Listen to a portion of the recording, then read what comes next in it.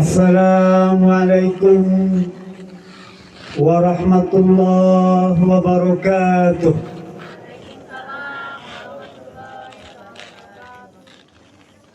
Hamdan katsiran tayyiban mubarakan fi kama yuhibbu rabbuna wa yarda. Asyhadu an la ilaha illallah wa asyhadu anna Muhammadan abduhu wa rasuluh iqraran bihi wa tauhida. Allahumma salli ala sayyidina Muhammad wa ala alihi wa sahbihi wa sallim tasliman mazida. Afwan, sebenarnya saya berkeinginan hati untuk menyampaikan tausiah ini menggunakan bahasa Sunda. Tetapi saya merasa khawatir keliru di dalam menggunakan kata atau salah di dalam menempatkan kalimat yang akan mengurangi penghormatan dengan kebudayaan Sunda. Jadi saya merasa lebih nyaman kalau menggunakan bahasa Indonesia saja, karena saya merasa sebagai bangsa Indonesia. Bisa memaafkan Bu ya, karena bahasa Sunda yang saya miliki itu agak kasar Bu. Saya dari ujung barat Pulau Jawa, dari Banten ya, dari Serang saya Bu. Jadi bahasa Sundanya agak kasar gitu ya, sehingga saya memilih menggunakan bahasa Indonesia saja ya. Baik, saya merasa tersanjung hadir di tempat sini ya. Kemarin ini Pak Saiful Tamam telepon saya untuk hadir pada acara khitan ya. Sebenarnya insya Allah, jika Allah memberikan kenikmatan sehat, saya akan hadir. Alhamdulillah tadi pagi saya baru aja selesai pengajian. Kondisi saya masih memang belum pulih, tapi alhamdulillah saya bisa berangkat ke sini. Tentu saja mengawali perjumpaan kita pada pagi hari ini, sepatutnya kita bersyukur pada Allah Subhanahu wa taala yang telah kembali mempertemukan kita semua di acara khitan ini. Sekaligus juga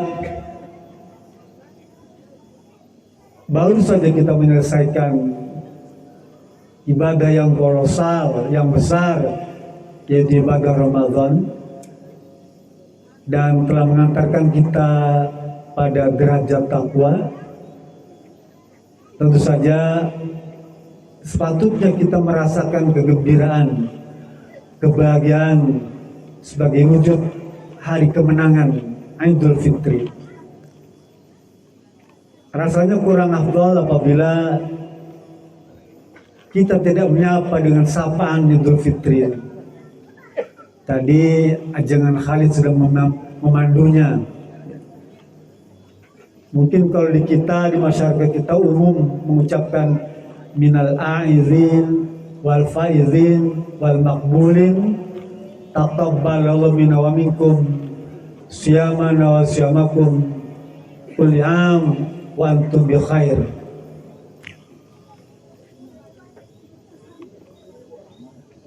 Sebagai bentuk membebaskan atau menyempurnakan ibadah Ramadan kita. Karena memang kadang-kadang ibadah Ramadan itu ada sedikit ya mungkin kekurangan, kelemahan, bahkan ada kekeliruan di antara sesama masyarakat atau keluarga, maka disempurnakan dengan taqabbalallahu minna wa minkum, sambil kita bermusafahah, menggugurkan di antara kekeliruan di antara kita. Yang kami hormati para pimpinan cabang Syarikat Islam Indonesia beserta jajarannya, juga para tokoh, para sepuh, para ulama, mungkin dari pemerintahan juga hadir atau yang mewakilinya,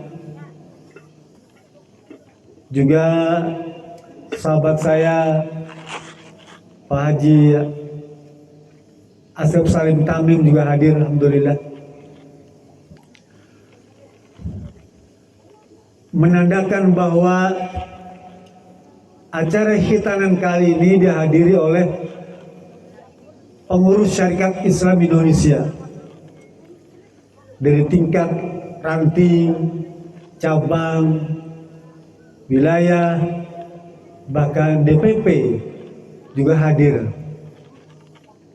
Sebuah acara yang cukup mewakili semua lapisan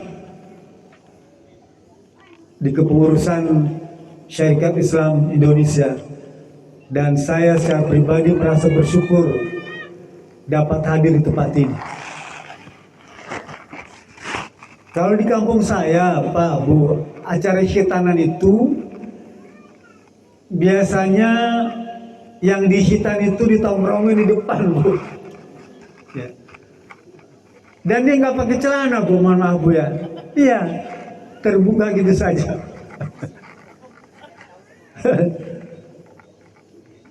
Begitu salaman tuh, Bu, kan ngelihat, Bu, ya, salaman ke bapaknya, ke ibunya tuh. Kadang-kadang ibu-ibu suka ini, Bu, suka usil. Ih, dia bilang lucu ya, tuh ngelihat apa yang dihitannya tuh, ih lucu ya, kayak punya kakeknya, dia bilang. Bengkok. Iya. Ada yang nyeletuk lagi bilang, ih bagus ya, kayak punya bapaknya, lurus. Dan itu suka dicirian, Bu. Ya, anak ini nanti gedenya bisa panjang gitu. Panjang-panjang. Ibu senang yang panjang apa yang pendek? Sedang-sedang saja, Bu. Dicirian tuh, Bu. Nanti kalau gede jangan kawin dengan siapa-siapa ya. Nanti dengan keluarga saya aja ya. Keturunannya biangnya bagus, bibitnya bibit bagus. Itu di kampung saya, Bu, begitu ya.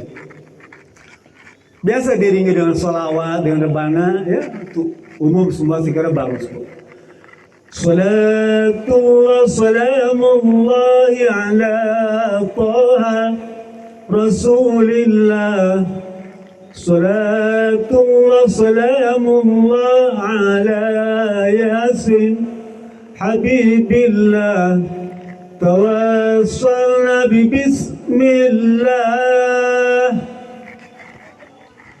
Itu apa? Lantunan sholat itu memang mesti selalu diperdengarkan kepada anak-anak. Ya. Karena kata Rasulullah SAW dalam sebuah hadis, "Adibu auladakum bisalasi khisalin, hubbi nabiyikum wa hubbi ahli baiti wa tilawatil Quran."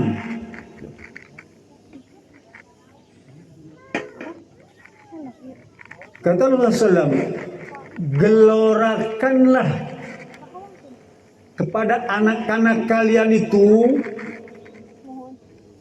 atau apa, gelorakan itu, suarakanlah, senandungkanlah, ya, hariringkanlah, ya, hariring ya. Dengan 3 perkara. Apa? Cintailah Nabi kalian. Siapa Nabi kita itu? Nabi Muhammad Sallallahu Alaihi Wasallam. Yang kedua, cintailah keluarga Nabi Muhammad Sallallahu Alaihi Wasallam, Ahlul Bait. Cuma sekarang ini kalau cerita Ahlul Bait, ada yang pakai tubuh orang sebelah, ya orang-orang Iran tuh, dia mengklaim merasa dirinya paling Ahlul Bait. Padahal kita lah juga Ahlul Bait, ya. Kita diajarkan untuk mencintai Ahlul Bait. Dan yang ketiga, perbanyaklah tilawatil Quran. Sehingga sholat kepada Nabi Muhammad dan keluarganya itu sepatutnya selalu didengungkan, dikumandangkan, digelorakan. Karena dari sanalah kita dapat nih bu praktek kita nih. Ya. Di dalam kitab Fathul Mu'in karya Imam Zainuddin Al-Malibari itu, dia ceritakan tentang walimah izar. Walimah kita itu walimah izar. Ada kan walimah al-urus, walimah pernikahan ya. Walimatul imlak. Kalau syukuran pengantin pria tuh, ya. Pengantin pria tuh syukuran di rumahnya tuh, namanya walimatul imlak.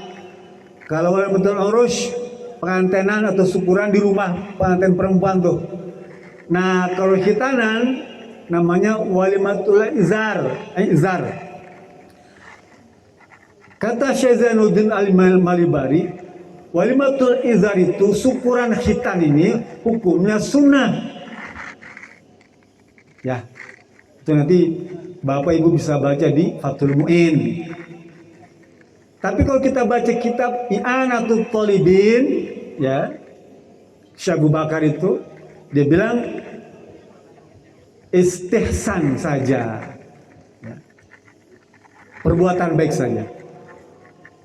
Kita tidak usah membicarakan itu, tapi praktek khitan itu memang disunnahkan. Ya. Bahkan dia menjadi sunnah para nabi, Bu. Arba'un min sunanil mursalin, kata Abu Ayyub Al-Ansari. Ada 4 perkara yang menjadi sunnah para nabi itu. Apa saja 4 itu? Yang pertama khitan. Ya, khitan ini. Yang kedua at-ta'atur, menggunakan minyak wangi itu. Ibu suka minyak wangi ya? Harus dong Bu ya. Apalagi pergi kondangan kayak gini, pergi pengajian, harus. Lah selama Ramadan itu kan ibu banyak bau bawang, bau minyak goreng, sekalipun minyak goreng nggak ada, tapi karena kita sering ngegoreng, bau minyak goreng tuh Bu ya. Pak, Bu, terus terang kalau Ramadan ini yang paling capek tuh ibu Pak. Yang paling capek itu ibu-ibu. Ya. Jam 3 subuh dia sudah bangun. Ya. Mesti ngangetin masakan tuh Bu. Yang ngetin digoreng lagi tuh ya. Kita mungkin belum bangun tuh, bapak-bapak masih mimpi. Tapi istri kita sudah bangun. Gak mandi tuh langsung masak, nyiapkan makan sahur tuh dia. Selesai makan sahur cuci piring dia tuh. Ya. Beres sholat, nyiapin makan, nyiapin perlengkapan bapak atau anak buat ke sekolah atau ke kantor. Gak sempet tuh ngurusin yang lain tuh. Siang sedikit belanja ke pasar, cari tukang sayur, ya. Buat apa? Buat nanti sore. Sore persiapan buat tajil. Sampai kadang-kadang tajil pun kelewat Bu.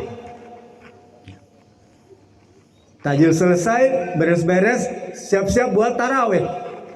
Jadi pendek kata ibu-ibu itu paling capek. Udah gitu di masjid pakaiannya paling tebal Bu ya. Kalau laki-laki kan cukup pakai sarung, pakai gamis, selesai. Kadang-kadang nggak pakai celana dalam Bu. Bapak-bapak tanya bapak-bapak tuh. Ya, makanya dulu di kampung saya ada namanya si Acong. Orang Cina mualaf masuk Islam, namanya Acong Bu. Di Hitan tuh ya. Kata Acong pada kiainya, Pak Kiai, saya pengen belajar Islam, gimana caranya? Setelah Hitan nih kan udah syahadat. Kata kiainya, udah kamu datang aja ke masjid, ya, ke masjid. Kamu ikutin apa yang dilakukan oleh orang-orang sholat berjamaah di masjid tuh. Ya datang dia ke masjid tuh, ya, habis Hitan segala tuh. Kan kalau dulu mah Hitan itu lama Bu ya. Laki-laki direndam dulu Pak, direndam di air tuh semalam, biar baal. Besok pagi baru habis sholat subuh dipotong pakai apa? Hinis, ya, ke bambu tuh, ya hinis tuh. Ya. Naik sedikit, maju sedikit pakai silet. Sekarang makan nggak Bu ya? Sekarang mah langsung suntik sebentar, ya. Langsung disinar pakai laser, ya. Bahkan kita bisa minta model kayak apa Bu ya? Nah, bisa tuh minta model kayak apa? Tuh. Teknologi, ya. Balik lagi ke cerita si Acong Bu ya.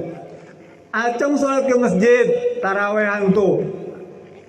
Karena baru masuk Islam dia nggak di depan Bu, di belakang, ya bareng sama anak-anak tuh. Anak-anak rombongan tuh ya. Lah begitu sholat itu anak-anak itu bercanda, ini kan si Acong baru masuk Islam, kita cek yuk, dia udah disunat belum? Gitu Bu, udah disunat belum? Coba aja dia bilang.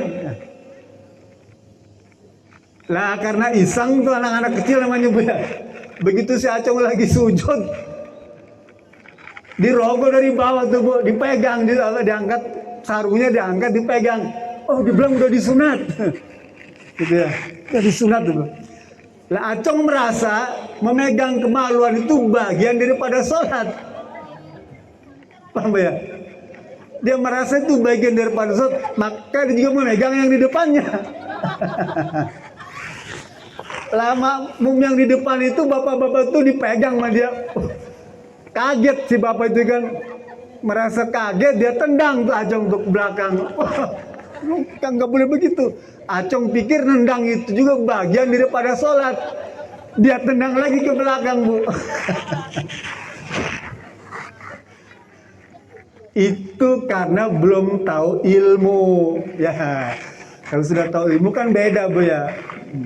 Teruskan. Jadi sunnah para nabi itu ada 4. Yang pertama khitan, yang kedua tatpur minyak wangi itu, yang ketiga siwak, siwak tuh ya, yang keempat al istihdad, ya, apa? Mencukur bulu, nah gitu ya. Itu sunnah para nabi. Ya. Jadi kalau kita khitan itu merupakan praktek para nabi dulu.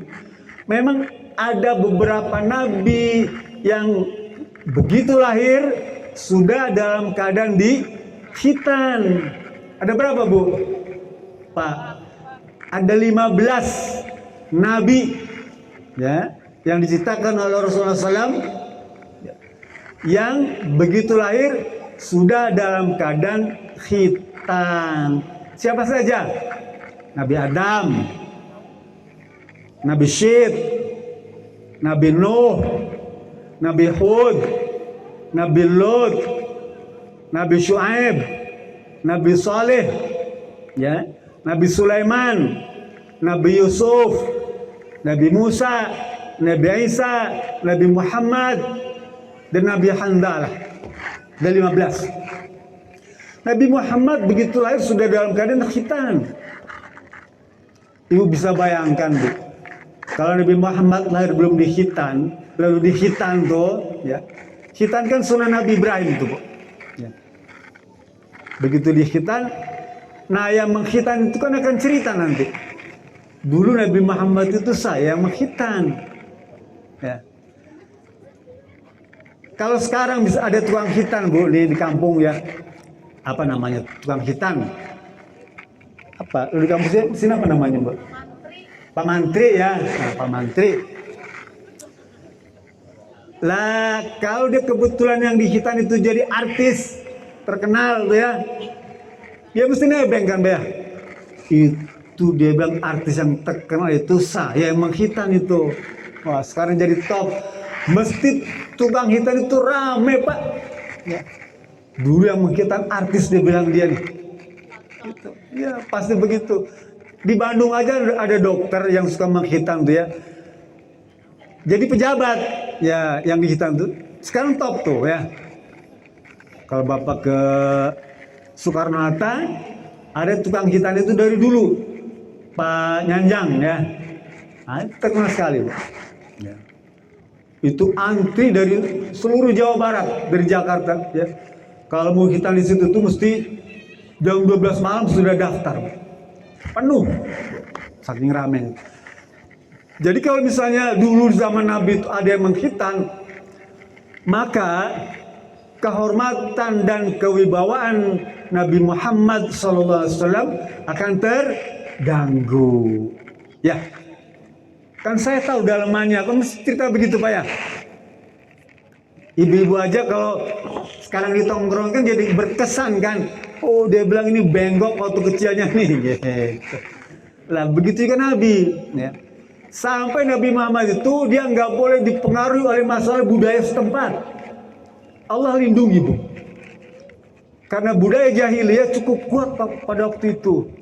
Sehingga Allah takdirkan Nabi itu dia buta huruf. Tidak bisa baca tuh. Maksudnya apa? Agar dia tidak terbawa pengaruh budaya setempat. Tidak terpengaruh buku-buku terbitan orang-orang jahiliyah. Ya. Sehingga Allah takdirkan Nabi itu nggak ngerti tuh baca huruf Arab pada waktu itu tuh. Ya. Karena banyak buku-buku pada waktu itu juga buku-buku jahiliyah. Yang sedikit banyak kalau dibaca berpengaruh. Bahkan hatta ayah kandungnya siapa? Abdullah. Allah takdirkan meninggal lebih dulu. Ya, apa maksudnya? Melindungi Nabi Muhammad SAW agar tidak terpengaruh oleh budaya jahiliyah. Paham ya? Saya teruskan. Lah para nabi juga dikhitan. Ya. Khitan yang pertama itu dipraktekkan oleh Nabi Ibrahim alaihissalam. Menurut ibu, Nabi Ibrahim itu dikhitan pada umur berapa Bu? Berapa tahun? Umur 80 tahun. Ada bapak-bapak di sini 80 tahun mau dikhitan. Mungkin susah pisaunya pisau ukuran berapa tuh Bu? Iya. Tapi kata Al-Hab dalam sebuah hadis tuh, ya, hadis ini diriwayatkan oleh Usaim bin Kilab. Kata dia, dari ayahku, dari nenekku, dari kakekku, datang pada Rasulullah SAW, ya Rasulullah, qad aslamtu. Ini kakeknya Usaim nih Bu. Ya Rasulullah, saya telah dikhitan, saya telah masuk Islam. Qad aslamtu. Lalu Rasul berkata, ya, apakah kamu sudah dikhitan? Belum ya Rasulullah. Kalau gitu kamu khitan dulu. Khitan dulu baru ke sini. Itu kakek bukan kakek-kakek masuk Islam, maka dikhitan. Ya. Sehingga kata beliau, Rasul berkata, man aslama falyahtatin wa in kana kabiron. Ya. Barang siapa yang masuk Islam, hendaklah dikhitan dulu ya, sekalipun dia sudah berusia dewasa. Ya.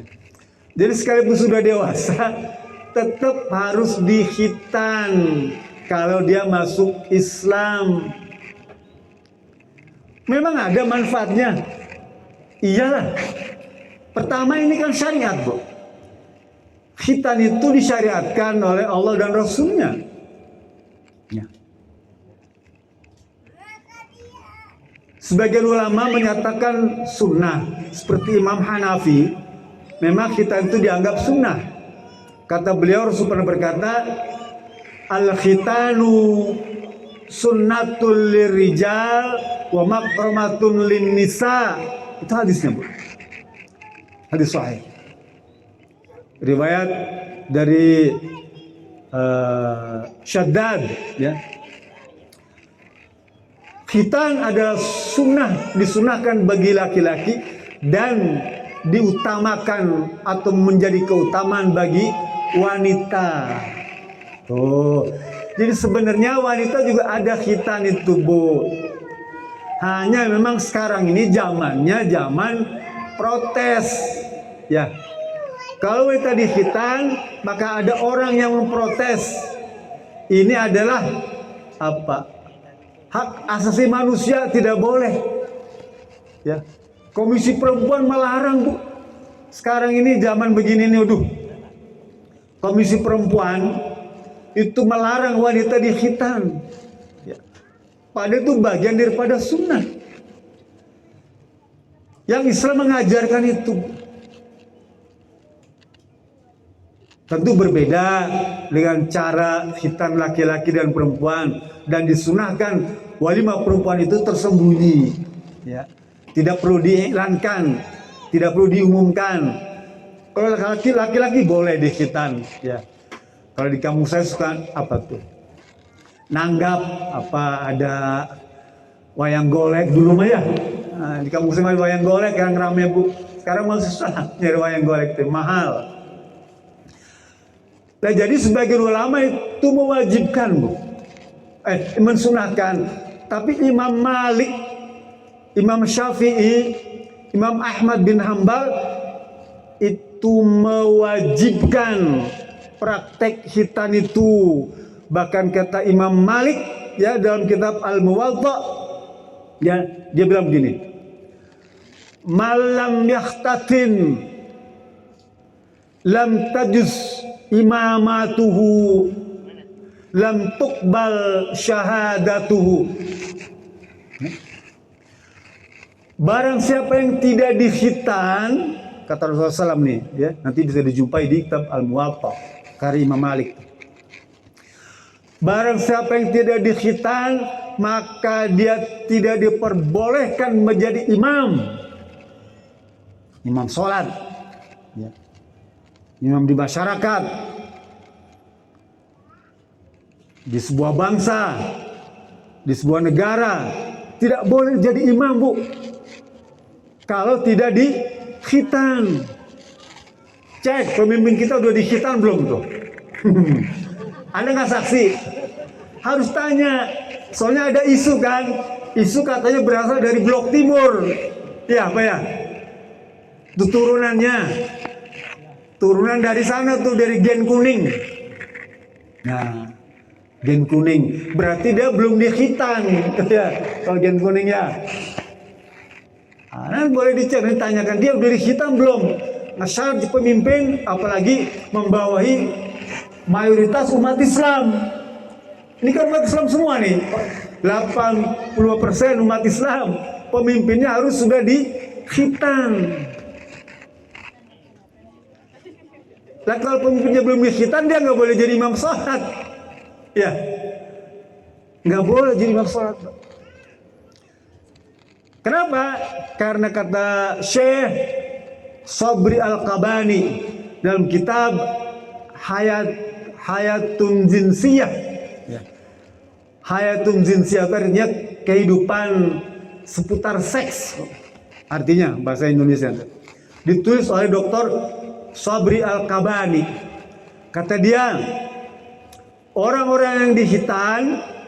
itu mesti bersih. Ya. Kalau belum dihitan, itu najis, itu nempel, masih ada sisa di apa nama al-qulf, kulub, kulub ya, al-aklaf. Kalau bahasa al-aklaf, kulub tuh, kulub ya, ujung yang belum dihitan itu najis bu, air kencing pasti numpuk di situ. Dan air kencing itu kan kotoran bu, dia mengandung lemak, macam-macam, mengandung batu ginjal, kan numpuk di situ. Ya. Dari sisi syara, dia mengandung najis yang tidak boleh melaksanakan ibadah sholat.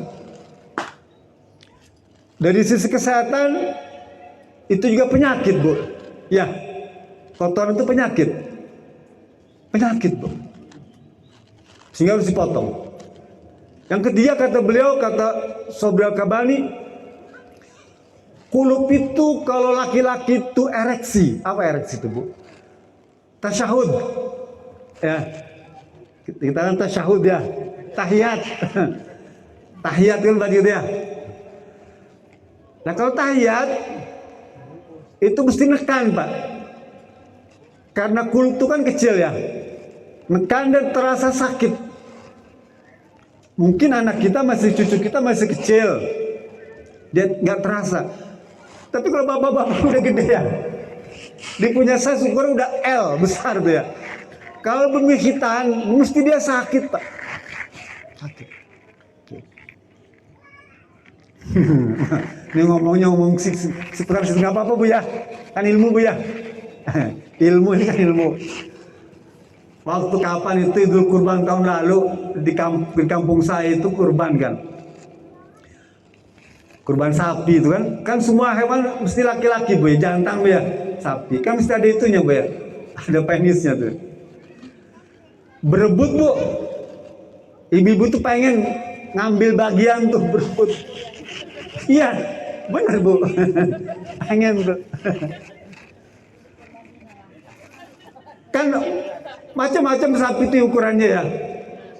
Ada yang dapat yang gede, ya, dapat yang kecil dong. Ada ibu menyeletuk, Pak Ustadz kok saya dapatnya yang kecil sih? Oh ibu, saya bilang ibu harus tahu cara megangnya. Cara megangnya gimana supaya bisa gede?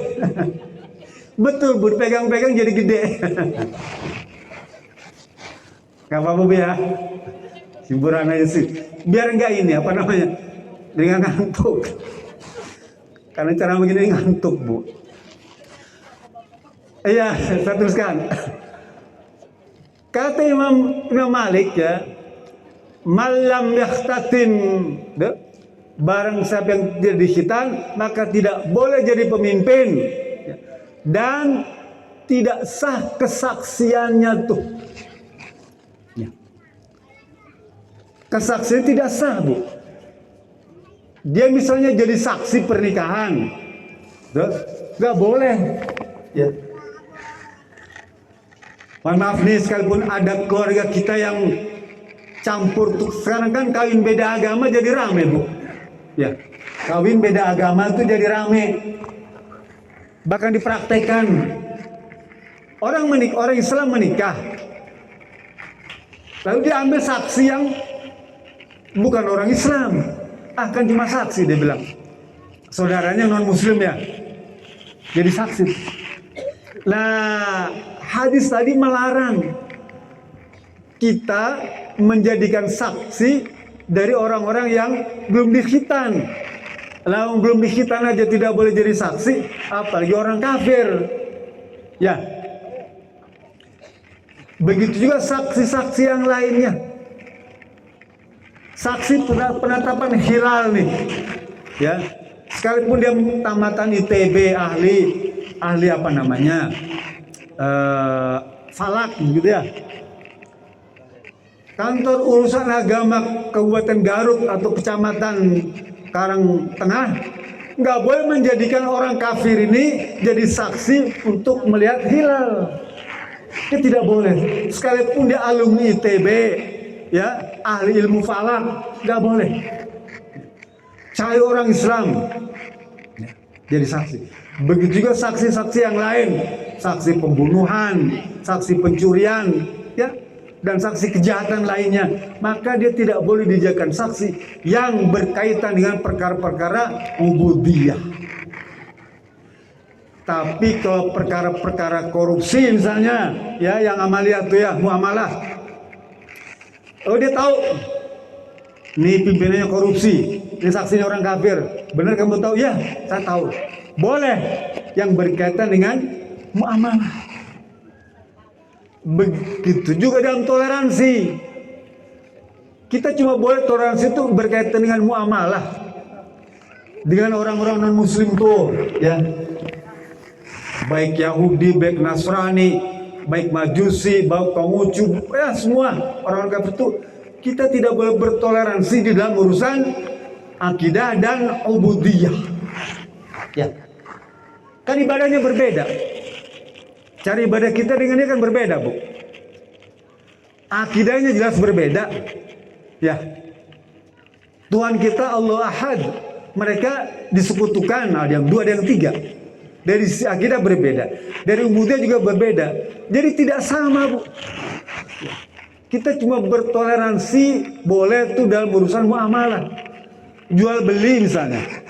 Kemasyarakatan, yuk kita jaga keamanan kampung, boleh.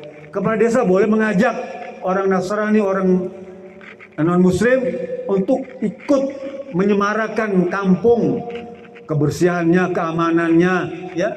Got yang macet bisa dibersihkan tuh, atau ada yang kesusahan kita bisa bantu, boleh. Yang berkaitan dengan muamalah, boleh. Tapi jangan coba-coba misalnya ikut peribadatan mereka, ya. Mereka pun tidak dianjurkan untuk ikut peribadatan kita. Enggak. Kita nggak minta. Mereka ucapkan selamat hari raya Idul Fitri kepada kita tidak minta. Ya. Selamat hari raya Idul Fitri. Kita nggak minta. Cuma kalau ngasih parcel ya terima aja. Ngasih THR apalagi ya. Rezekinya. Nah itu sebetulnya mungkin mereka mengikat budi agar kita nanti kalau mereka berhari raya kita ucapkan juga. Jangan. Nah, sudah. Ya. Kita tidak boleh mengucapkan atau ikut serta berhari raya dengan mereka. Jangan. Sampaikan saja agama saya melarang untuk bertoleransi di dalam urusan keagamaan, urusan ubudiyah dan urusan akidah. Ngomong saja. Dia juga tidak akan tersinggung. Lah, yang begini-begini ini harus tanamkan kepada anak cucu kita yang masih kecil ini. Ya. Karena mereka kan dalam keadaan fitrah. Kita itu kan fitrah, Bu, mengembalikan kepada fitrah. Minal fitrati khamsatun. Di antara fitrah kesucian itu adalah ada 5 tuh. Tadi udah sebutkan 4 itu. Kita termasuk mengembalikan pada fitrah. Apa fitrah itu? Kesucian. Kalau dalam bahasa Arab namanya al-khilqah. Apa tuh? Khilqah itu ciptaan ya. Bentuk awal. Atau at-tabi'ah, karakteristik. Atau diartikan para ulama menyebutnya kesucian, kembali kepada suci. Idul Fitri kepada kesucian. Gitu ya. Sehingga setiap orang yang dilahirkan mesti dalam keadaan fitrah. Kata Ibn Abbas, kullu mauludin yuladu alal fitrah. Setiap bayi yang dilahirkan itu dia masih dalam keadaan suci, dalam keadaan fitrah. Lahiran itu mengembalikan kembali ke dalam fitrah tadi.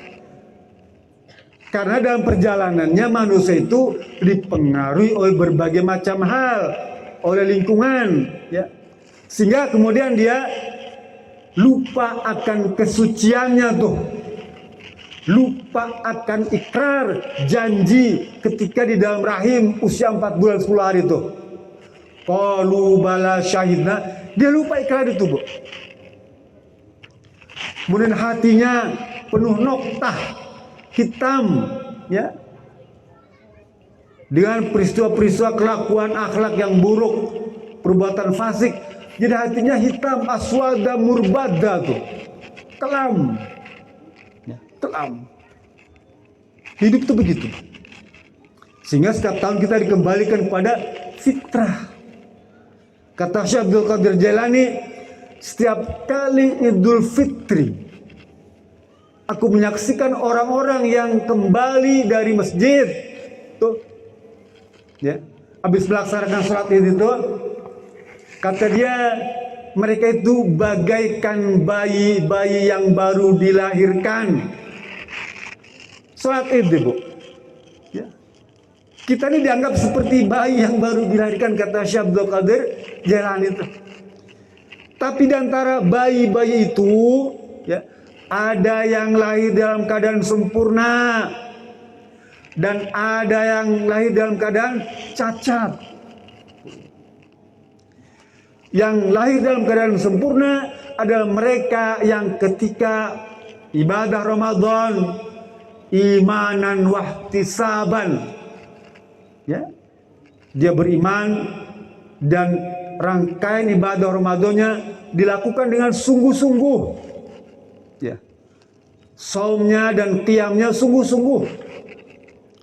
Tapi yang lahir dalam keadaan cacat adalah mereka yang mengisi rangkaian ibadah Ramadannya belum sungguh-sungguh. Kira-kira kalau dipanjangkan umurnya tahun depan nih, ibu bapak mau sungguh-sungguh Ramadan nih? Harus sungguh-sungguh, ya.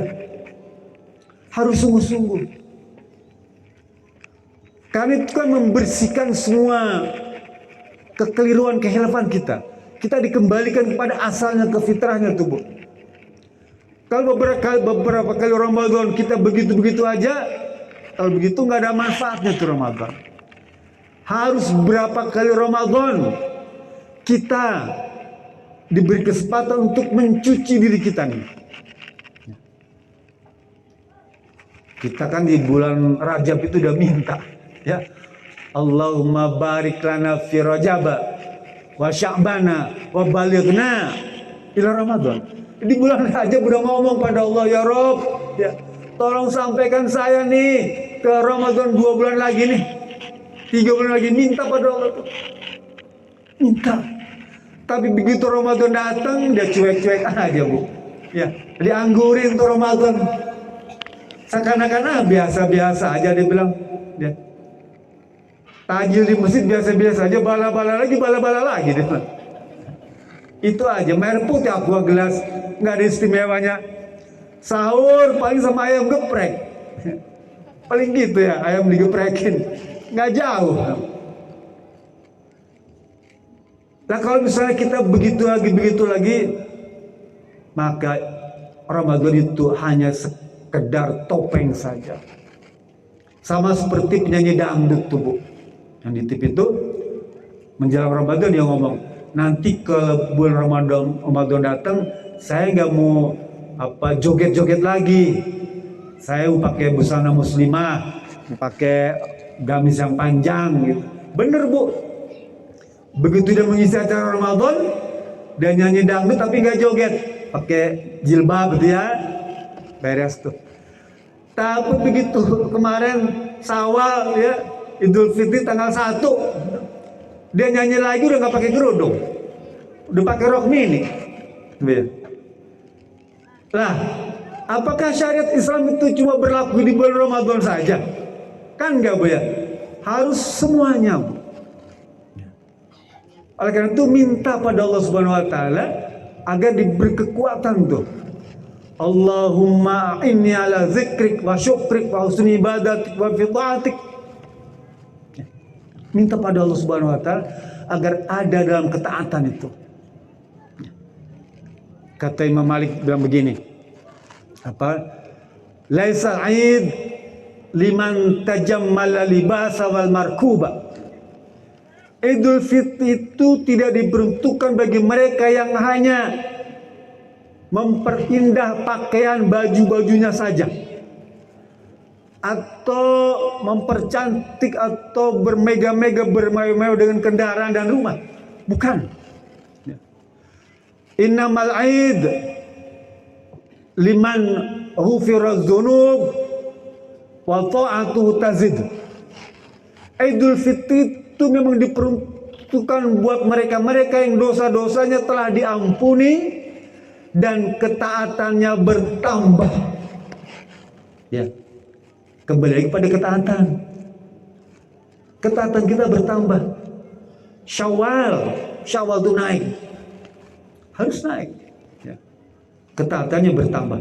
Mereka lah yang mendapatkan predikat aid, memperoleh keutamaan, kemenangan, layak mendapatkan fuaz, ya, faizin, boleh mendapatkan itu. Saya teruskan. Lah, Rasulullah SAW memberikan tekanan kepada kita untuk memilih pemimpin itu yang sudah dikhitan, ya. Imam sholat, pemimpin di masyarakat, artinya harus Islam, harus Muslim. Bahkan kalau bagus, dia juga orang-orang yang memiliki kemampuan, kompetensi lah. Ya. Sehingga Islam itu kemudian memiliki tempat yang terhormat tuh. Ya. Hari ini Bu ya, umat Islam di seluruh dunia itu hampir nyaris selalu jadi korban, diintimidasi, ya, ditekan, dijajah. Bahkan negaranya bukan hanya dijajah, dijarah, Bu. Dijarah itu dirampok. Ya. Siapa yang menjajah dan menjarah? Mereka. Para oligarki global dan oligarki lokal tuh. Sekarang ini bahkan yang menjajah dan menjarah negeri-negeri muslim ini bukan hanya blok barat, Bu. Blok timur juga sudah mulai menjajah dan menjarah. Di negeri kita banyak blok timur itu menjajah dan menjarah kita, Bu. Ya. Coba tengok hari ini di Palestina itu, Bu. Wanita, anak-anak, orang tua dibunuh, dibantai. Kemarin dikirimin bagaimana sadis kejamnya, telangas tuh tentara Israel tuh, Bu. Nembak ibu-ibu yang tua renta tuh karena protes, ditembak situ, Bu. Cuma sekali, beberapa puluh kali tuh. Di tempat terbuka, di pasar-pasar gitu. Mereka harus terusir di kampung halamannya, rumahnya dibakar, dihancurkan. Yahudi ini, Bu. Ya. Sadis, Bu. Oleh karena itu orang tua nih, khususnya kepada Bapak Aziz Mahmudin ini ya, Ananda Gesan Rafasya Aziz ya, bin Aziz Mahmudin binti Nuraini sarjana hukum ya. Didik anak kita nih. Ya. Rasul bilang memang anak itu dalam keadaan fitrah dilahirkan itu ya. Tapi fa'abawaihi yuhawidanihi ayunassaran aw yumajjisani. Orang tuanya lah, Bu. Anak tadi dalam keadaan fitrah, tapi orang tuanya lah yang akan menjadikan anak itu Yahudi, jadi Nasrani, atau jadi Majusi. Memang tidak akan beragama Yahudi, Bu. Kan Yahudi di negeri kita tidak ada, Bu, agamanya. Secara undang-undang kita dilarang. Ya. Di negeri kita agama yang diakui itu cuma 6 atau 7 dengan Konghucu. Ya, 6 atau 7 lah, saya lupa. Nasrani ada, tapi Yahudi nggak ada, Bu. Nggak boleh, dilarang. Lalu apakah hadis tadi tidak berlaku? Berlaku. Kita orang tua dilarang menjadikan anak kita jadi Yahudi. Maksudnya jangan sampai anak kita tuh memiliki sifat-sifat kayak orang Yahudi, memiliki karakter kayak orang Nasrani, memiliki kelakuan kayak orang Majusi. Itu yang dihindari. Kita tidak boleh membiarkan anak kita larut dengan kehidupan yang glamor, yang hedonis, yang merupakan produk atau buatan orang-orang Yahudi. Lah mereka ini Bu, kata Allah Subhanahu wa taala, ya, orang Yahudi ini di Quran, ya. La yazaluna yuqatilunakum hatta yaruddukum an dinikum. Al-Baqarah 214 atau 17 saya lupa. Mereka tidak akan pernah berhenti memerangi orang-orang beriman, orang-orang Islam itu sampai kita menjadi kafir, meninggalkan Tuhan kita, meninggalkan Allah Subhanahu wa taala. Allah emang ngasih tahu tuh. Ya. Allah yang ngasih tahu kita. Di dalam surat Al-Maidah, surat 5 ayat 82 tuh. Allah berfirman, "La tajidanna asyaddan nasal adawata alladina amanu alladina ayahuda waladina asyraku." Orang-orang yang memberikan permusuhan kepada orang beriman tuh, ya, yang paling keras siapa? Yahudi dan orang musyrik. Yahudi dan musyrik. Dua ini yang paling keras permusuhan kepada orang Islam. Ya. Nah kalau misalnya sekarang ini Palestina sudah umat Islam sudah dibantai habis, ya, di Myanmar dibantai habis tuh. Apakah itu belum cukup bukti buat kita nih? Ya, orang Islam bahwa mereka itu terus akan menyakiti umat Islam. Apa itu belum cukup, Bu? Sebagai bukti bahwa benar tuh kata Allah di Quran. Bukti tuh mereka selalu menyakiti orang Islam tuh. Ya. Nah sekarang di kita misalnya, apakah bukti itu belum cukup? Sejak zaman para nabi orang Yahudi itu selalu begitu. Masih kurang begitu. Nabi bercerita juga sama. Berapa kali nabi itu dikhianati oleh orang Yahudi itu. Ya. Bani Nazir, Bani Kaunuka, Bani Quraisyah itu semua mengkhianati Rasulullah SAW, bahkan ingin membunuh Rasulullah SAW. Nah sekarang kita, ya, umat Islam hari ini masih belum percaya dengan bukti-bukti itu, masih belum percaya dengan Quran, atau masih mau bekerja sama dengan orang Yahudi, dengan Israel, bahkan membelanya, bekerja sama, bahkan menolongnya. Mestinya cukup sudah pelajaran. Kita jangan seperti anak SD. Dengan satu pelajaran diulang itu terus tuh. Sampai guru tuh bosen ngajarin satu bab tuh, ya. Diulang lagi. Mestinya sudah cukup, kita pun sama, ya. Umat Islam nih. Jangan sampai kecolongan lagi, ya. Didik anak kita, Bu. Ada dua, kata para ulama, cara mendidik anak nih, Bu. Kata beliau, sampaikan kepada anak kita itu tentang terminologi atau definisi jihad. Kenapa begitu? Karena orang-orang kafir itu menyatakan dirinya, menyatakan kaum muslimin sebagai musuhnya. Paham ya? Orang Yahudi itu menjadikan kita ini musuh dia, Pak. Seperti halnya Allah juga ngasih tahu begitu kan? Allah ngasih tahu kepada kita bahwa mereka itu musuh kita. Mereka juga ngomong pada kelompoknya tuh, kita ini musuh dia. Lalu apakah kita tidak menganggap dia itu musuh kita? Kok aneh ya? Kalau yang begini, logika begini kan gak perlu pakai ilmu tinggi, gak usah pakai belajar mantik aja. Mereka nganggap kita musuh. Allah juga begitu ngasih tahu itu musuh kamu. Lalu kita nggak mau nganggap mereka itu musuh. Aneh, dia. Oh dia kan yang menjadikan musuh yang di sana aja. Loh, Yahudi itu kan menyebar di seluruh dunia. Sekalipun di negeri kita ini nggak ada Yahudi secara resmi, ya. Bapak ke beberapa provinsi di sana itu sudah ada tempat peribadatan. Mereka cuma tinggal selangkah lagi aja ngomong ke Departemen Agama, tolong sahkan. Sah. Mereka punya hak tinggal hidup di sini, Pak. Mereka punya hak. sebagai agama, komunitas beragama Yahudi. Mereka tinggal ngomong ke pemerintah, tolong disahkan agama saya, Yahudi.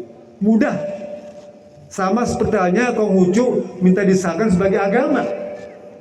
Tinggal tunggu waktu aja, cepat atau lambat itu akan terjadi. Lah anak kita harus kasih tahu yang di kita nih. Caranya tadi, terangkan ke mereka tentang jihad. Karena dengan inilah ya, bisa menghadapi orang-orang yang menjadikan Islam itu sebagai musuh. Terangkan terminologi jihad tuh pada anak kita tuh. Dari sisi bahasa artinya apa, dari sisi terminologi apa, syariah apa, terangkan. Kalau nggak tahu tanya nanti sama Ustaz. Dari segi bahasa jihad itu apa, dari sisi syariah apa, ya. Tanya. Yang kedua, kata para ulama, ajak, orientasikan anak kita itu, biasakan anak kita itu akrab dengan sarana atau prasarana yang memiliki unsur jihad. Misalnya bagaimana menjaga kesehatan olahraga tuh. Tuntun anak kita tuh ikut berolahraga yang memiliki potensi untuk praktek jihad. Olahraga memanah, ya, itu kan bisa dipraktekkan untuk berjihad. Berenang bisa dipraktekkan. Berkuda itu semua ada amalan-amalan sunnah, ya, yang kalau dipraktekkan bukan hanya punya keahlian keterampilan, tapi juga mendapatkan ganjaran. Ya. Kita juga sama, kalau misalnya di sini ada yang punya rezeki banyak, bikin kolam renang, bikin lapangan memanah, ya, bikin balong, kombinasikan antara ikan dan berenang, kan bisa banyak bu. Di Al-Zaitun, ya, saya beberapa kali mengunjungi pesantren sana tuh, di Al-Zaitun. Kebetulan Pak Panji itu kan dia keluarga besar syarikat Islam, ya, Indonesia, ya, sama, keluarga besar. Alhamdulillah. Dan praktek itu dipraktekkan betul bu. Ada olahraga memanah, berkuda, berenang. Saya berharap di Karangan Tengah ke depan ada sebuah pesantren yang mau akomodir fasilitas yang memiliki orientasi jihad. Amin. Itu minta pada Allah Subhanahu Wa Taala, ya, agar dipenuhi itu. Karena nggak ada lagi bagi kita nih kecuali kepada Allah. Hasbunallah wa ni'mal wakil, ni'mal maula wa ni'man nasir. Kalau orang India ngomongnya gini, Chahunga me tuje sanje sawere pid kabi ab nama ko tere awas minatunga awas minatunga Chahunga me tuje sanje sawere.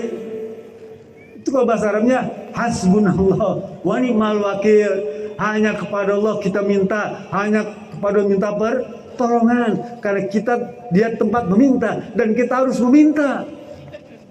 Kita nih bu, minta pada Allah. Lah berdoa itu kita diperintahkan, ya, minta. Oh, nggak perlu berdoa kan Allah sudah tahu. Iya, Allah sudah tahu. Tapi berdoa itu ibadah. Ya, doa itu ibadah. Ad'uni astajib lakum. Ya. Berdoa kepada lebu, niscaya aku akan penuhi. Ibadah. Jadi sekalipun belum dikabulkan atau dikabulkan dalam bentuk lain, tapi kita sudah mendapatkan manfaat. Apa pahala bu? Ganjaran berdoa, minta pada Allah Subhanahu Wa Taala. Lah pentingnya kita mendidik anak tuh. Yang ketiga kata beliau, kalau nonton TV berita atau ketemu orang-orang orang-orang non muslim, orang-orang kafir tuh, kasih tahu acara di TV misalnya nih, ada orang kafir, contoh misalnya ada presiden Amerika, contoh nih, kasih tahu anak kita, nah itu presiden Amerika itu musuh Islam, dia memusuhi Islam sejak lahir, dan dia juga akan memerangi kita.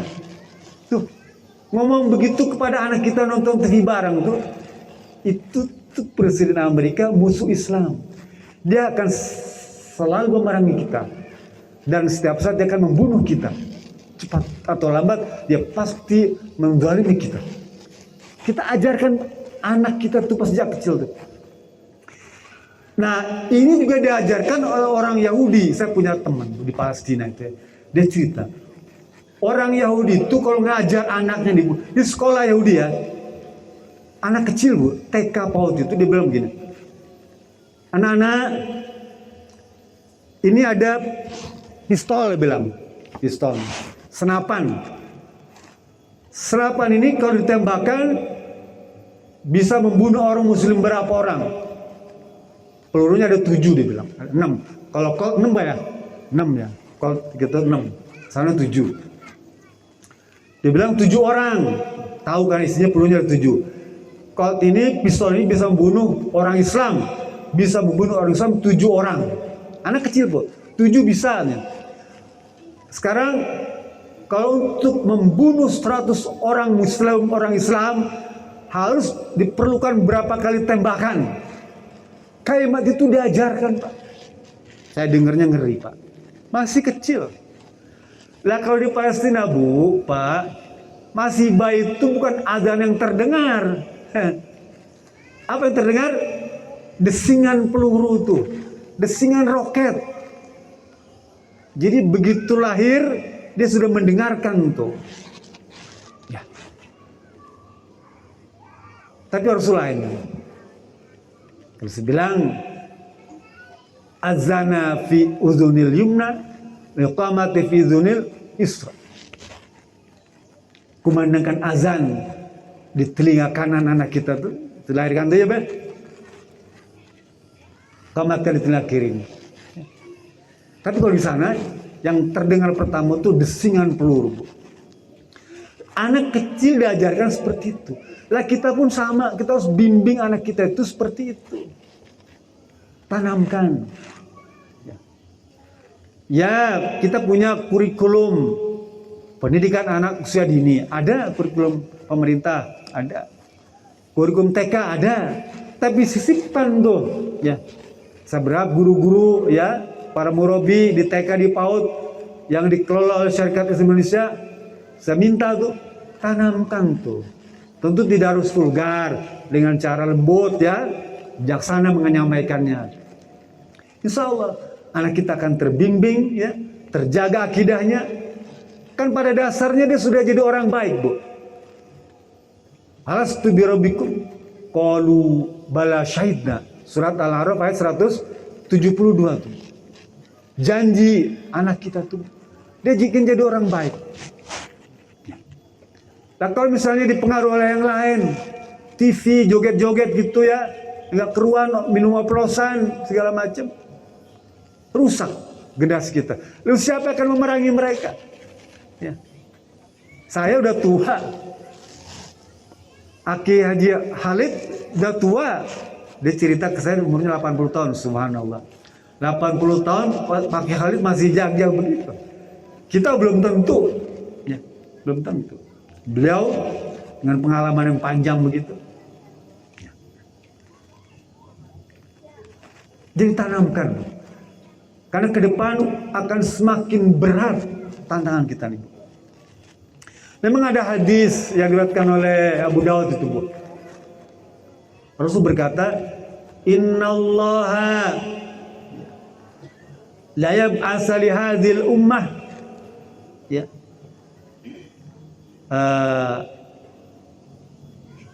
Allah Subhanahu wa ta'ala akan memunculkan di antara umat ini apa fi kulli mi'atin sanatin mayujaddidulaha dinaha. Seorang mujaddid, Bu. Ya. Jadi Allah akan mengangkat seorang mujaddid atau pemimpin di kalangan umat Islam pada setiap penghujung, ya, ala ra'si fi kulli mi'atin sanatin, pada setiap ujung 100 tahun. Hadis sahih.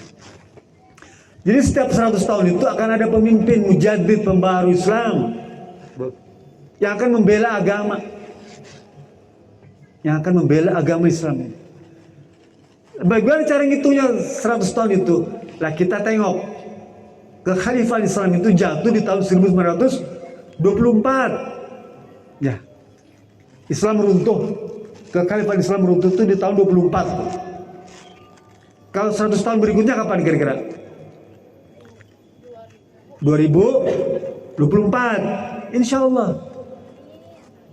Jadi 2024, kalau kita percaya dengan hadis itu, maka akan muncul para mujaddid baru yang akan membawa Islam, akan mengantar Islam pada kebangkitan Islam, pada kemenangan Islam, dan pada kejayaan Islam. Allahu Akbar. Tidak lama lagi, sebentar lagi. Dan hilal kebangkitan Islam itu sudah kelihatan. Hilal kemenangan umat Islam itu sudah nampak. Hilal kejayaan Islam itu sudah berwujud. Nampak. Tentu saja mereka-mereka yang mengerti tentang hadis ini, terutama dari kalangan kufar, Yahudi dan Nasrani, mereka berusaha apa? Agar tidak muncul, kan? Mereka dengan segala cara mencegah kebangkitan Islam. Karena mereka baca hadis ini. Mereka mencari cara agar kemenangan Islam ini batal. Mereka berusaha dengan segala cara agar kejayaan Islam itu tidak terwujud. Dengan berbagai cara. Munculkan penyakit ini, munculkan penyakit ini, penyakit itu. Obat ini, obat itu. Takut apa? Muncul pemimpin baru dari kalangan umat Islam ini. Takut. Kita punya sejarah panjang, Bu. Muncul pemimpin dari Garut yang terkenal, Bu. Sangat terkenal. Mendeklarasikan Islam. Luar biasa, tuh. Yang bisa menyelamat bangsa ini, pemimpin dari Garut. Dulu, ya, tahun berapa? 549. Biasa. Setelah agresi Belanda kedua. Kedepan begitu, mudah-mudahan akan tampil kembali, terbit kembali pemimpin dari Nusantara, dari Garut. Kalau kita baca bukunya Syekh Ramadan Al-Buti, dari Indonesia, dari Nusantara pemimpin itu. Yang memimpin dunia Islam secara global. Karena dikhawatirkan muncul dari negeri kita, maka orang-orang yang benci terhadap Islam, orang-orang kafir yang bekerja sama dengan orang Islam, mencegah tuh pilkada-pilkada di daerah. Takut muncul pemimpin-pemimpin baru. Pilkada kan harusnya berjalan, kan? Dicegah. Pemilu 24 ditunda agar tidak muncul tuh pemimpin tuh. Jika perlu perpanjangan waktu dah. Ya. Jadi gak usah milih lagi. Ibu senang diperpanjang atau diperpendek? Sering panjang, sering pendek, Bu. Sering panjang, pendek, Bu, ya. Ya, jadi ini adalah bagian sejarah hidup umat Islam. Dan pemimpin itu hanya bisa dibentuk, tidak bisa muncul begitu saja. Dia harus dilatih, Bu. Ya. Dibentuk, dididik. Kapan waktunya? Sejak kecil nih. Ananda Gaisan Rafasa Aziz bin Aziz Mahmudin ini, kita doakan supaya kelak dia menjadi pemimpin. Ya. Pemimpin. Kan pemimpin ini sepanjang zaman Bu harusnya ada. Tidak hanya pada musim-musim pemilihan pemimpin saja. Dan sepanjang waktu. Dan kebencian orang-orang kafir itu juga sepanjang waktu sampai hari kiamat itu. Tidak akan berhenti. Wala yazaluna, tidak akan berhenti mereka memerangi kita tuh. Terus. Ya. Ya. Patah tumbuh hilang berganti terus begitu. Bahkan eskalasinya itu semakin besar, semakin kuat, semakin kencang. Nah, jadi ke depan ini umat Islam ini perlu merawat ketakwaan. Ketakwaan yang kita raih selama Ramadan itu kita jaga betul tuh. Yang kedua, jaga persatuan. Jaga persatuan. Kita raih kemenangan, ya. Kita rebut kepemimpinan, kita ambil kekuasaan, kita hancurkan kezaliman, kita runtuhkan kebatilan. Itu umat Islam, Bu. Dilatih pada diri kita, Bu. Kita harus siap untuk memutar otak. Kita juga harus siap memeras keringat. Gak boleh lana, Bu. Kita juga harus siap membanting tulang, mengucurkan dana, mengalirkan darah, mengorbankan nyawa sekalipun demi tegaknya Islam dan dari kalimat itu. Kalau tidak disampaikan hal semacam ini, nanti kita jadi orang yang futur, Bu. Apa futur? Males, merasa cukup, udah cukup aja lah. Saya udah cukup, udah tua. Di masjid aja lah, cukup sholat aja lah 5 waktu. Tambah wirid zikir ya cukup gitu. Nggak boleh, Bu. Nggak boleh begitu. Amru bin Jamuh, sahabat Nabi, Bu. Kakinya pincang. Dia datang menghadap Rasulullah. Izinkan saya ikut berperang. Kata Rasulullah, jangan. Kaki Anda tidak memungkinkan untuk berperang. Enggak, saya niat berperang. Enggak bisa, enggak boleh. Kalau begitu ya Rasulullah, izinkan kaki saya yang pincang ini untuk bisa menyentuh surga. Gimana caranya? Izinkan kaki saya yang pincang ini untuk bisa menyentuh surga. Cuma itu aja saya. Betul, Bu, diizinkan. Dan ternyata cita-cita terkabul. Dia syahid. Surga dia raih. Orang tua Amru bin Jamuh.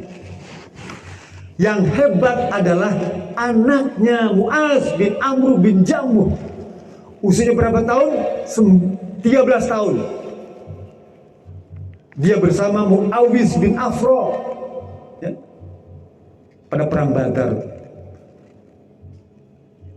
Dia pun sama, tadinya tidak diizinkan oleh Rasulullah SAW, tapi dia bersikukuh untuk ikut berperang. Ya. Mu'awiz bin Afro dan Mu'az bin Amru bin Jamuh, 2 orang ini, Bu. Pemuda 13 tahun, Bu. Kita setmi ya, belum ya? SD ada nggak ya? Setmi ya?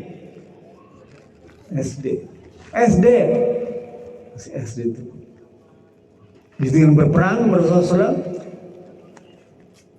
dia bersama Abdurrahman bin Auf. Ya Abu Auf, dia tanya, tolong tunjukkan kepadaku yang mana yang namanya Abu Jahal. Auf tanya, apa urusannya dengan kamu? Kata Abu Jahal, enggak. Saya dengar Abu Jahal ini selalu menyakiti Rasulullah SAW, selalu menghina, selalu mengejek, ya, memfitnah, bahkan menyakiti beliau, menzalimi Rasulullah SAW. Saya tidak ingin mendengar itu lagi. Saya tidak mau melihat Rasulullah SAW diejek, dihina, difitnah, disakiti, dizalimi oleh Abu Jahal. Tunjukkan padaku yang mana namanya Abu Jahal. Anak kecil, Bu, tanya begitu. Begitu udah beberapa jam gitu, perang Badar itu terjadi tanggal 19 Ramadan 1922 ya, 3 hari tuh. Dibilang itu tuh baru keluar tuh, naik kuda tuh. Bukan naik kuda. Dia ada di bawah pohon gitu ya. Sana bilang. Langsung gak nunggu lama dia kejar tuh Bu, ya. Karena Abu Jahal ngelihat ada anak kuda membawa pedang itu, dia bergeser, tapi kudanya ditinggal, ditebas, kaki kudanya tumbang, ya. Kemudian ada Ikrimah bin Abi Jahal ngelihat begitu, lalu Muaz bin Jabal tangannya ditebas sama anak Abu Jahal tuh, ya, sengket tangannya nih. Kemudian Muaz bin Afro, dia tombak tuh Abu Jahal, kena Bu, ya, tewas ketiga tuh, ya. Tapi Muaz bin Afro bin Muaz bin Amr bin Jamuh, tangannya Bu sengkle Bu, ya patah gitu ya, merasa nggak enak mengganggu, dia injak Bu tangannya Bu, dibetot, dia putuskan Bu. Kebayang nggak Bu, tangan kena pedang tangan ini kiri Bu, cuma tinggal satu urat saja yang nyangkut, karena gual gawil gitu ya, nggak ngeganggu perang dia injak ke kaki, dia betot, dia putuskan gitu. Dia berperang dengan tangan satu. Dia berhasil membunuh beberapa orang. Muaz bin Amr bin Jamuh, anaknya Amr bin Jamuh. Kenapa? Karena dia inginkan surga tuh. Sampai ketika ditanya ibunya nih, dia menangis. Dikasih kabar oleh Rasulullah SAW, wahai Ummi Muaz, bilang suamimu telah meninggal dunia, syahid. Anakmu juga telah meninggal dunia, syahid. Menangis. Ditanya para sahabat, wahai Fulan, kenapa engkau menangis? Apakah mungkin karena kehilangan suami tercintamu, kehilangan anak tersayangmu? Tahukah kamu bahwa mereka semua sudah syahid? Apa kata istrinya Bu? Kata ibu anak ini, aku menangis bukan karena kehilangan mereka. Aku menangis karena sudah tidak ada lagi yang bisa aku persembahkan kepada Allah Subhanahu wa Ta'ala menjadi syahid. Ya kan? Sudah nggak ada lagi stok anak tuh yang bisa dipersembahkan kepada Allah untuk meraih predikat syahid, itu sudah nggak ada lagi.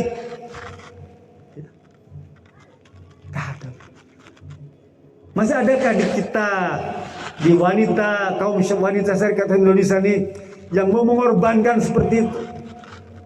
Oke, mungkin bukan anak, tapi harta.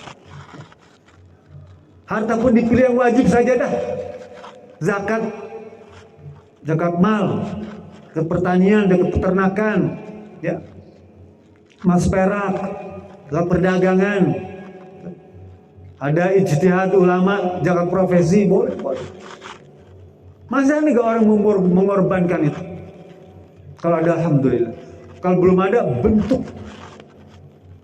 Dan bentuknya dari kecil. Kalau ibu punya anak perempuan, sekalipun tidak di khitan ya, mohon maaf. Karena wanita sekarang ini kalau di khitan harus sembunyi-sembunyi Bu. Harus dokter yang ahli, bidan yang ahli. Karena nanti akan mendapatkan protes dari komisi perempuan. Ya. Sekalipun wanita, ajarkan kepada mereka dari kecil. Muru auladakum bis-shalah hum abna'u sab'i sinin wadribu 'alaiha hum abna'u ashrin afariqu bainahum fil madaji'. Ajak anak kita tuh, latih, bimbing dari kecil, sholat terutama. Sholat, perintahkan sholat, merutuk perintahkan. Kita diperintahkan untuk menyampaikan kepada anak kita untuk sholat sekalipun umurnya baru 7 tahun. Lah anak kita itu belum wajib sholat. Dia belum wajib sholat, kan belum mukallaf ya. Tapi kita wajib nyuruh. Paham ya? Nyuruh itu wajib. Nyuruh sholat, tapi anak itu belum wajib melaksanakan. Jangan dibalik. Anak kan belum wajib sholat, jadi nggak usah disuruh. Jangan nyuruh, itu perintah. Perintahkan anak kita sholat sekalipun dia belum wajib sholat. Bahkan tidak ada amalan ya yang kita boleh menyakiti anak itu kecuali sholat dengan memukulnya. Kita boleh mukul anak Bu. Ya. Wahum abna'u ashrin. Kalau anak kita sudah 10 tahun, kita boleh mukul anak kita. Terus kalau dia tidak mau sholat, kita boleh pukul. Nggak ada yang lain tuh puasa, nggak perlu dipukul. Nggak. Anak-anak puasa ya? Nggak mau. Nggak usah dipaksa. Atau puasa setengah hari, nggak apa-apa. Nggak perlu dipukul. Tapi sholat, kalau dia nggak mau, kalau sudah 10 tahun, kita boleh memukulnya. Kalau 7 tahun, perintahkan sholat. Biasakan kita agak cerewet sedikit. Neng, jangan ayo sholat kamu situ. Ya. Nggak ada sarungnya mah. Beli celana. Nggak ada kopinya, beli kopiah. Kita pakai bapak kopiah di bapak loh. Nggak apa-apa. Ajarkan. Bimbing anak kita. Sholat. Karena itu bagian daripada tarbiyah. Gak mungkin pemimpin itu lahir tiba-tiba. Kita harus mengajarkannya sejak kecil. Ya, sejak kecil. Bahkan Hasan dan Husain itu sejak kecil itu sudah diajak ke masjid cucu Rasulullah SAW itu. Sampai suatu kali Rasulullah sujud lama sekali. Sampai sahabat itu yang menjadi makmum itu bilang, apakah ada cara sholat yang baru? Kok bisa lama begini? Antum mungkin Rasul dapat wahyu baru. Selesai sholat ditanya, ya Rasulullah, kenapa tadi sujudnya lama sekali? Oh tadi karena Hasan Husain cucu saya itu duduk di punggung saya. Jadi saya sujudnya lama sekali. Ajab. Saya juga pernah sujud lama bu. Sujud lama sekali, sujud tuh di sebuah musola Tajuk ya di kampung. Itunya dari bambu tuh Tajuk itu ya bambu. Begitu sujud kumis saya nyelip pak. Kumis nih nyangkut di bambu tuh di ampar tuh, nyangkut kejepit, kumis kejepit, ditarik sakit pak. Wow, kayak sakit. Akhirnya saya biarkan aja kan 2 suku lama. Kata Imam, subhanallah, subhanallah ya sebentar. Dalam hati sebentar nih, masih sakit. Tapi Rasulullah nggak begitu, karena cucunya itu nempel di pundaknya itu. Ya. Yang istimewa dari cucu Rasulullah SAW ini adalah apa? Ketika di khitan, dia bareng bersama akikah. Dan hadis diriwayatkan, saya lupa riwayatnya ya, bentar. Ibnu Abbas, ya ingat. Kata Ibnu Abbas, Akka Rasulullah SAW anil Hasan wal Husain wa khatanahuma di sab'ati ayamin. Ingat. Riwayat Imam At-Tirmizi. Kata Ibnu Abbas, Rasulullah SAW mengakikahkan Hasan dan Husain serta menghitankan keduanya pada hari ke-7 kelahirannya. Paham ya? Oh boleh nggak? Boleh nggak apa-apa. Ada hadisnya. Ya.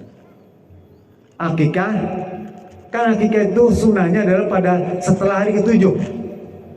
Akikah itu sunahnya setelah hari ke-7. Mau hari ke-7, mau ke-14, mau ke-21 ya. Bahkan kata Imam Syafi'i sampai balik masih boleh akikah. Kata Imam Syafi'i. Ya, gitu. Jadi 2 hal ini merupakan syariat Islam. Akikah dan khitan. Karena dari sanalah kemudian apa? Fitrah, kesucian, keutamaan itu akan Allah berikan. Rahmat Allah ini hanya akan diberikan kepada mereka-mereka yang suci.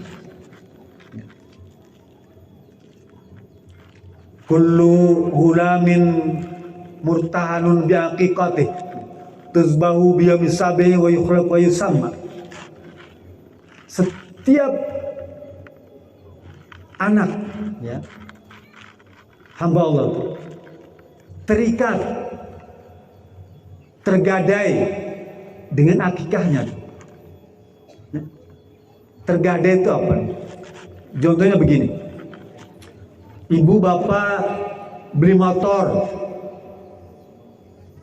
kredit, paham kredit ya, kredit, atau digadein, motor, mobil, rumah, kredit. Kan suratnya nggak bisa belikan ya, suratnya tuh. Ibu cuma bawa motornya aja tuh. Suratnya tuh digadaikan tuh di bank tuh, di pegadaian tuh. Ya.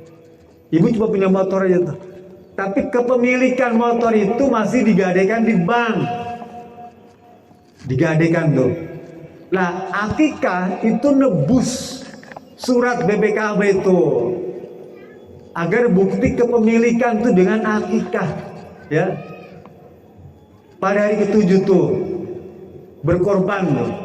Itu nebus BPKB agar ibu punya anak tuh ada dokumennya tuh. Ibu punya motor ada dokumennya, punya anak juga ada dokumennya tuh. Paham ya? Jadi harus diakikahkan. Kalau laki-laki 2 domba, perempuan 1 domba. Boleh kalau punya duit sapi boleh, nggak apa-apa. Ya, bagus. Dalam hadis lain, malam lam yashfa yaumal qiyamah liwalidayhi. Orang tua yang tidak pernah mengakikahkan anaknya, maka dia tidak akan mendapatkan syafaat dari anaknya. Kalau kebetulan anaknya jadi anak soleh, ya Bu ya. Orang tua kan akikah ini kewajiban orang tua. Sama dengan hitam juga sama. Orang tua. Bahkan Nabi Muhammad sebagai kakeknya itu bertanggung jawab. Ayahnya Sayyidina Ali begitu-gitu aja. Justru yang mengakikahkan kakeknya. Yang beli domba kakeknya. 224 tubuh. Anaknya mah enggak. Boleh enggak? Boleh.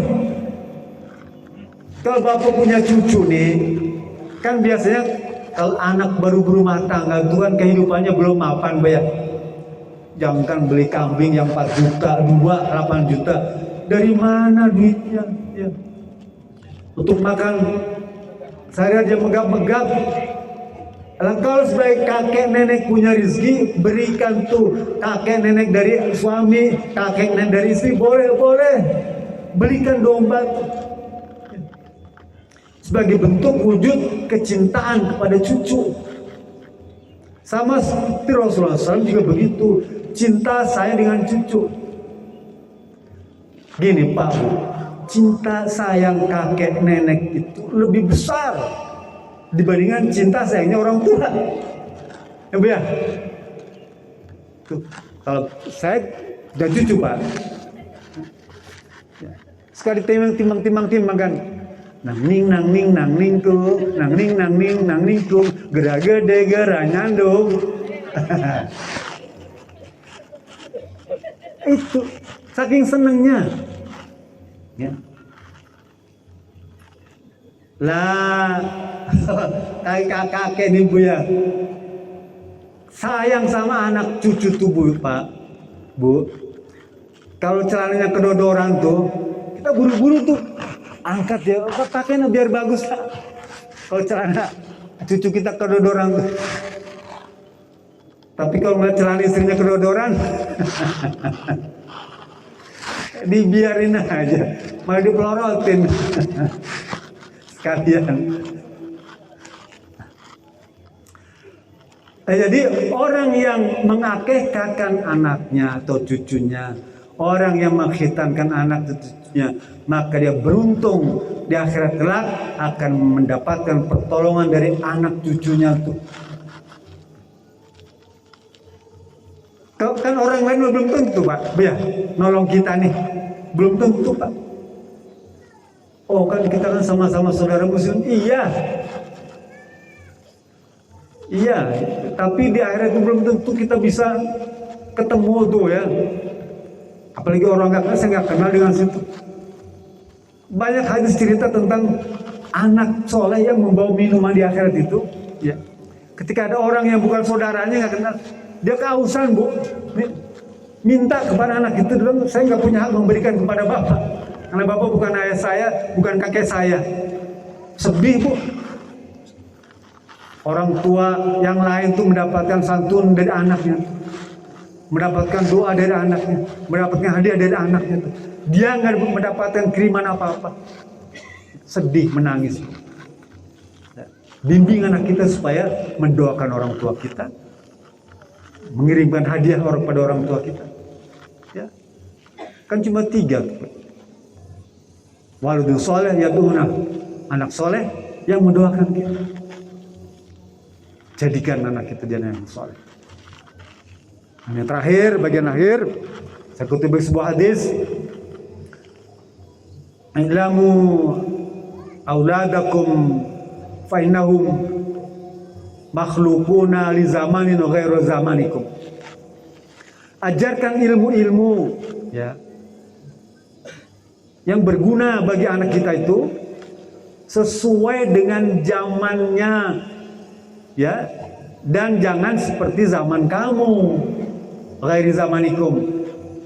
Nah, kalau zaman kita kan main mobil-mobilan tubuh dulu waktu saya kecil ya, apa jeruk bali yang besar dia, jeruk bali tuh kulitnya tuh ya dikasih roda bu, kasih tusuk kasih roda, kasih prop bekas tutup limun tuh bu ya, rodanya itu bu, jeruk bali tarik-tarik tuh ya, nah, gitu bu. Atau nih kuda-kuda pakai gedebong pisang waktu saya kecil bu ya. Nah kalau itu diajarkan kepada kita nggak mau pasti ditolak bu, bukan zaman kita lagi ya. Zaman dia apa, belikan kan yang plastik boleh, atau carikan batok kelapa misalnya boleh.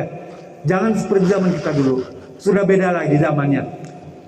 Kita jangan memaksakan anak kita seperti kita dulu ya, kecuali perkara-perkara agama ya. Tapi yang berkaitan dengan teknologi, ajarkan ilmu-ilmu yang baru kalau kita bisa. Kalau tidak bisa, antarkan anak kita itu ke lembaga pendidikan yang pantas dan layak untuk memberikan bimbingan dan pengajaran kepada anak kita. Mungkin itu saja yang bisa saya sampaikan. Lebih kurang mohon maaf ya. Kalau misalnya ada kekeliruan, itu semata-mata dari saya. Kalau benar itu semata-mata dari Allah. Fattaqullaha mastata'tum walafu minkum billahi bisabilillah. Assalamualaikum warahmatullahi wabarakatuh. Doa? Doanya siapa? Oh, ya. Siap, deh.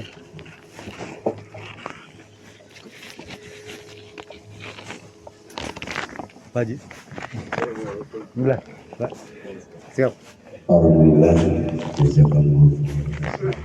Pak. Alhamdulillah. Karosnya. Tekaros udah kuping kan ya, tekaros nabi.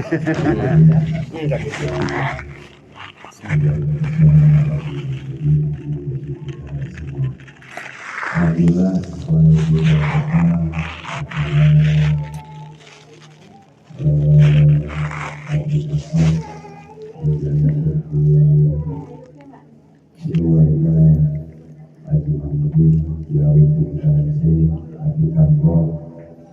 keberkahan di masalah mengenai berbagai doa insyaallah karena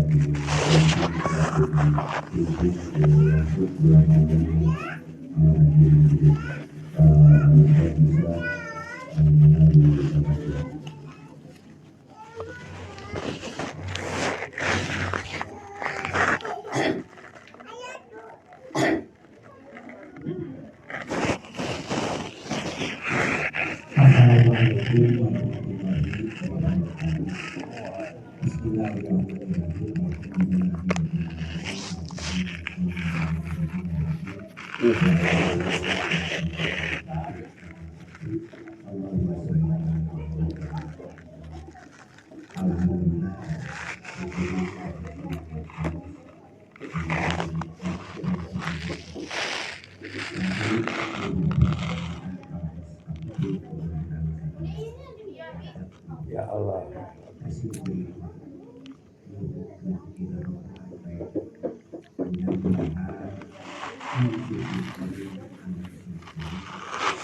Amin.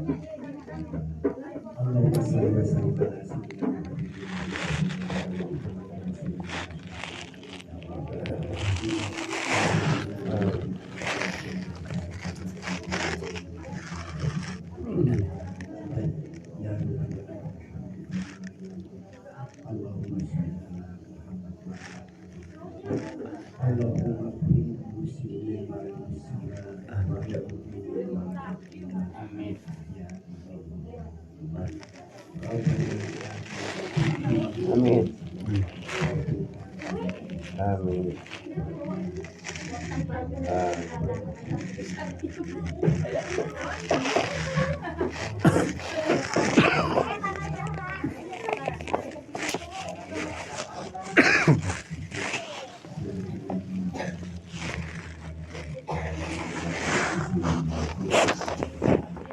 Waalaikumsalam warahmatullahi